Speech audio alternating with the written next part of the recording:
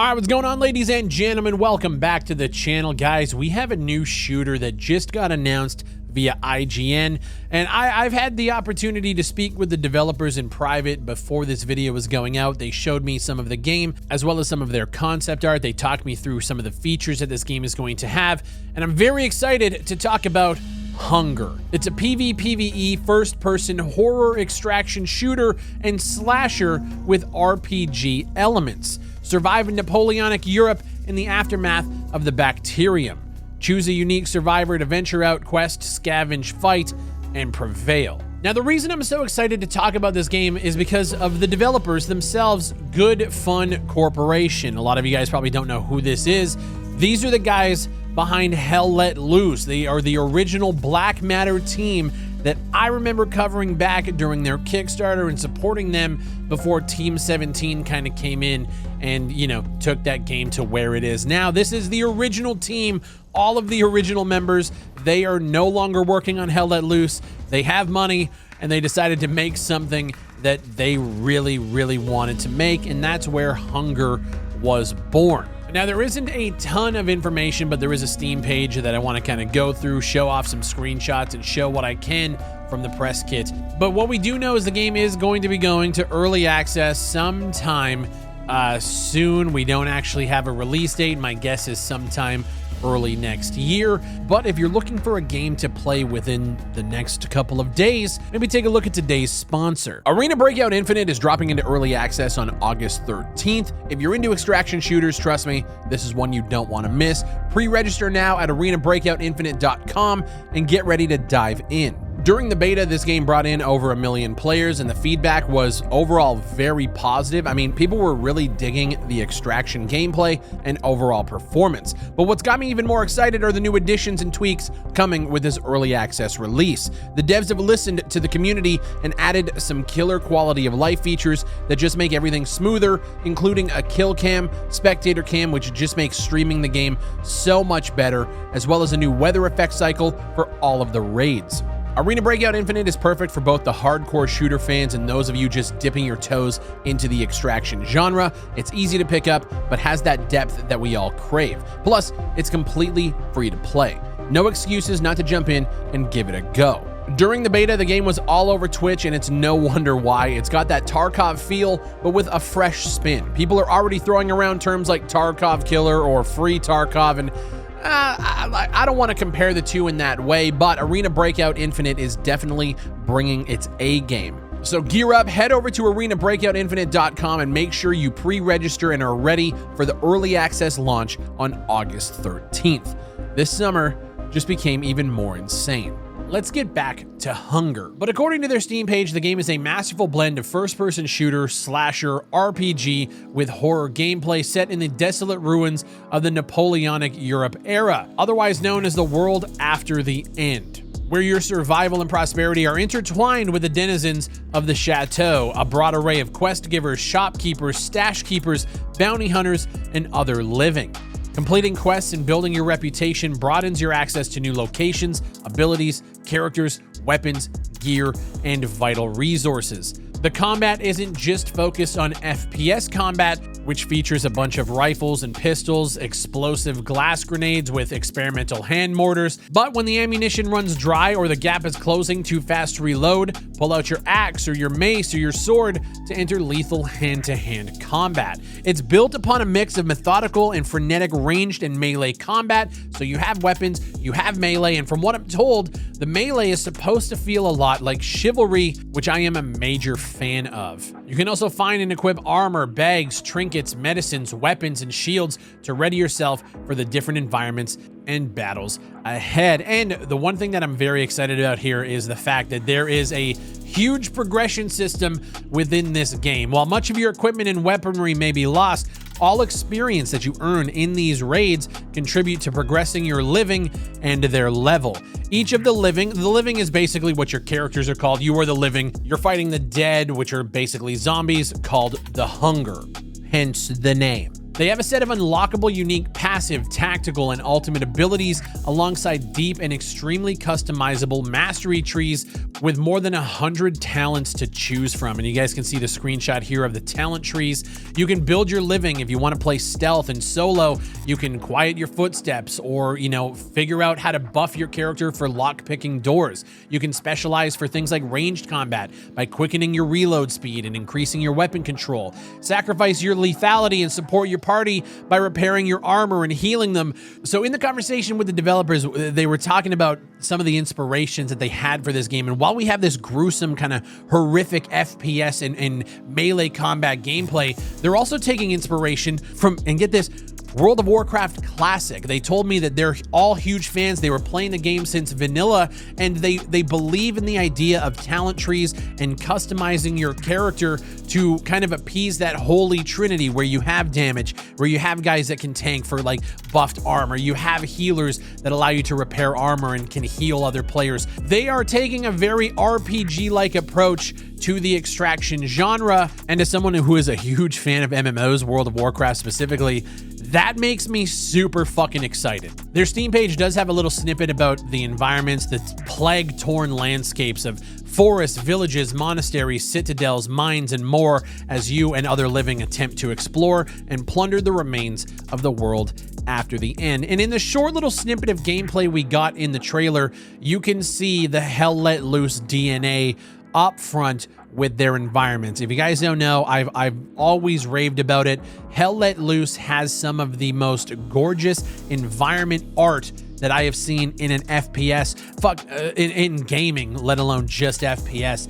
Their environment artists are some of the best that I have ever seen, and you can see it here. If you were to show me this clip and then ask me who I thought built it, I would definitely say it's the Hell Let Loose team. Now, at the time of recording this video, there is an interview that IGN has put out. I believe it's an IGN interview. They sent me the questions and the answers beforehand so that I could work on this video, but obviously I couldn't put it out because, well, legacy media still reigns supreme. But I feel like we should go through these questions and kind of get into the developers' heads a little bit and kind of see what they're thinking about making a game like this. So the developers talk in this interview about their inspirations from games like Hunt Showdown, Dark and Darker, and Escape from Tarkov, but with significant changes to some of the underlying mechanics. So obviously, the Napoleonic era is something that we haven't really seen in a lot of games like this.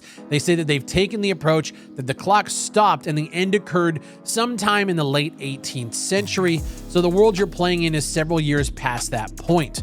It's an interesting mixture of classic and experimental firearms, as well as a large array of melee weaponry.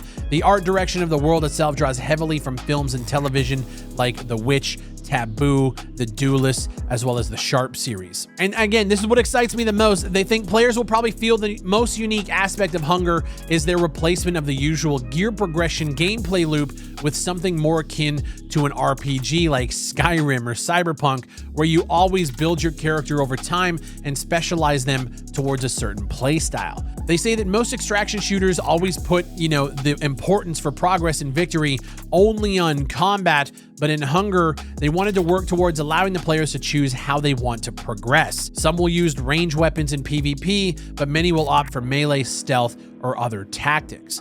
As you build your character, you view gear as an incredible accelerant for your progression rather than that being the progression system itself, which I think is a major issue that gets solved here with a lot of extraction shooters. You get gear, you go in to get gear, you go in to get gear, you lose gear, you get gear, you lose. This at least has a persistence to it where you can actually work towards buffing up your character, which is very, very cool. And the quote here is like they say, players will still find gear as you would in a game like Escape from Tarkov. You can craft it, you can buy it, you can loot it from bosses, players, the hunger, or from high-risk locations, but it's not the only motivator to play. And diving more into the gameplay, they say fundamentally we want Hunger to feel like an incredibly dense, detailed horror RPG experience. So you enter an expedition with up to 2 other party members. I'm gonna stop you there. Make these games 4 players, for Christ's sake.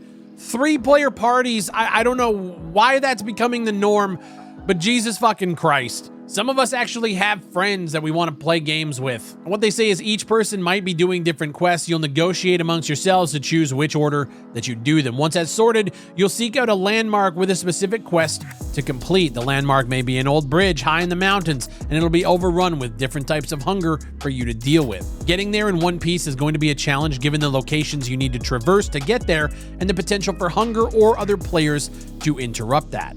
So, I mean, they're basically just describing it's, hey, guys, it's an extraction shooter with quests. And this is exciting. This is something that I've seen other extraction shooters just completely fail on. They say the level of detail the team has achieved, the fact that they already have more than 500 items in the game for the early access launch that you can loot, they say it makes exploration and looting feel extremely satisfying. I played games recently where there's not a lot of loot to pick up, and it's just like, okay, I don't care about looting at this point, then it doesn't matter. And in terms of leveling up your character with those talents that, again, I'm super excited about, they say you're going to be able to level your character from 1 to 100, and each level will unlock more and more mastery points for you to spend in the mastery trees. Obviously, these trees contain more than 100 mastery abilities, and these allow players to spec into many, many different ways of playing the game. Like I said, you can go from direct melee combat to ranged combat to stealth to finding more loot on pickups. And this kind of leads into what I wanted to bring up about these masteries. They say that no tree is statistically better than another. I do want to see how well this is balanced at launch. That's probably one of my biggest concerns here. We see it all the time with other games with all of these different abilities and systems. The balancing is always like, people are going to find the meta builds, right? And then you're going to see how overpowered they can be. Do they break certain things?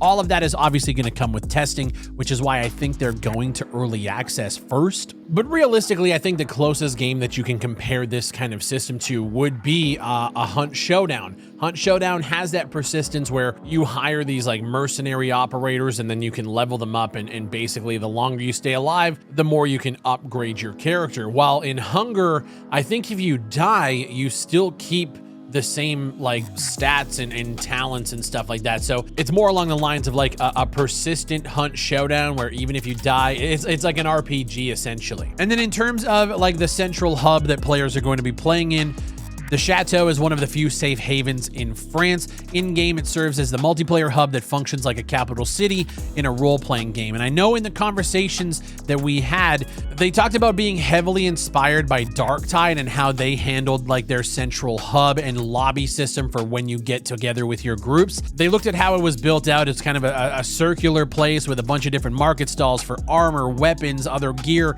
And they looked at that and they're like, we want to build something like that, but obviously set within this Napoleonic era. But what's cool is you build up that chateau over time. So they say they want to avoid front-loading Hunger with a large number of menus and instead let the deeper features like professions, crafting, orders, market, and the arena and more be accessed through the natural progression of the chateau. So as you consistently level up your character, you're going to unlock more of these features of this central hub. And they do say that this progression of the chateau is driven entirely by story and quests. And they say they're going to share more details about that in the future. So what we have here is another take on the extraction shooter genre with more RPG-like elements, more customizing your character elements, and an emphasis on not only FPS, but melee combat as well, in an era that we don't see that often in gaming in general. That reminds me a lot of a blend of Hunt Showdown, Darktide, Dark and Darker, and a little bit of an RPG element a la a World of Warcraft or a Skyrim. Being developed by a team that I have watched grow from their roots at Black Matter and the early days of Hell Let Loose to get to here. That's fucking exciting to me. But I want to know what you guys think down below, and I'm sure the developers are all going to be watching this video. So if you guys have any feedback, any thoughts, concerns, comments, put them down below so they can kind of get a gauge on what you guys are thinking about looking at this announcement. As always, guys, my name is Big Fry. I appreciate you guys so much for watching. Leave a like on the video if you enjoyed it, and go to their Steam page, wish list the game, check it out. All of the information is there with even more screenshots, and get involved in the communication and support these developers if you like what you see. Thank you guys for watching, and I'll see you on the next one.